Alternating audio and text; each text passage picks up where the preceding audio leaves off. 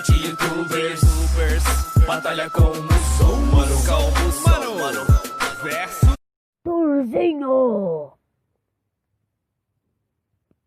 Vai. Eu tenho umas perguntas pra te fazer. Eu não vou.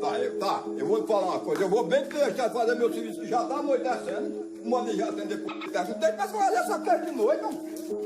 Tiringa, quem mandou essa pergunta foi um cara. Olha ele aqui, ó. Mostra aqui, só a cara dele. Por aqui já dá pra ver, olha quem é o cara. Calma aí, só um pouquinho. Esse Muçulmano. cara aí já por aí eu já tô vendo que ele não tem cara de gente que presta. Com a cabeça enrolada feito uma fêmea. Um boné, um chapéu, um óculos de mulher.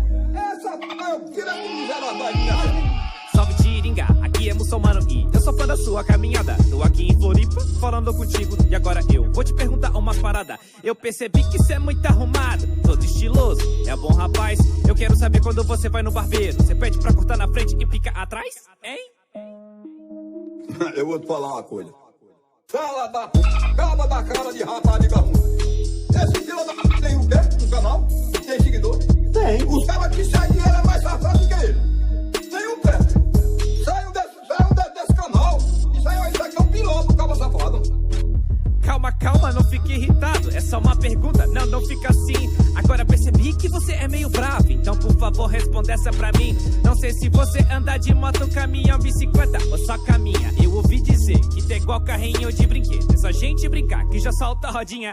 Que pariu, filho de rapariga da terra. Quem solta a rodinha é povo de teu pai. Fila da... Dessa p*** no velho. Pode sair nu. Calma. Pera aí, Tiringa, é só brincadeira?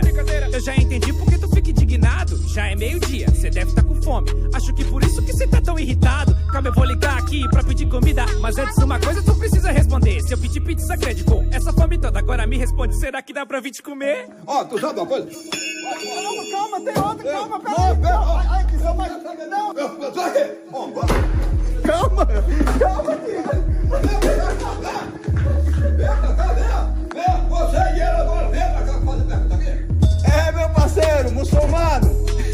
Dessa vez você pegou pesado, meu irmão. Arrumou uma treta entre a gente. Valeu, tamo junto, vamos que vamos. Eita, mano, o Tiringa ficou loucaço. Clica aqui pra ouvir os outros raps e me manda um salve lá no @muçulmano.